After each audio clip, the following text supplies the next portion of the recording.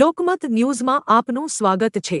સંખેડા ખાતે આવેલ હુસેની મસ્જિદમાં છેલ્લા 10 દિવસથી 7 લોકો એતેકાફમાં બેસેલા હતા। આ સમય દરમિયાન તેઓએ સંપૂર્ણ રીતે ઇબાદતમાં સમય વિતાવ્યો। રાત દિવસ મસ્જિદમાં રહી કુરાન શરીફનું પાઠન કર્યું અને લોકો માટે દુઆઓ કરી। ખાસ કરીને સંખેડા શહેરના લોકોની શાંતિ, સુખ અને સમૃદ્ધિ માટે પ્રાર્થનાઓ કરવામાં આવી હતી। સાથે જ સમગ્ર વિશ્વમાં શાંતિ માટે પણ દુઆ કરવામાં આવી। એતેકાફ પૂર્ણ થતાં જ આ તમામ લોકોનું ફુલહારથી ભવ્ય સ્વાગત કરવામાં આવ્યું। આ પ્રસંગે હુસેની મસ્જિદના પેશ ઇમામ ઇલિયાસ ખાન રિઝવી, મદ્રસા એ ગુલ્સને અજમેર કમિટીના સભ્યો તેમજ કસ્બાના લોકોએ ઉત્સાહભેર ભાગ લીધો હતો। ત્યારબાદ મસ્જિદથી સલામ પાઠવી મદ્રસા એ ગુલ્સને અજમેર સુધી જઈ સામૂહિક દુઆ કરવામાં આવી હતી।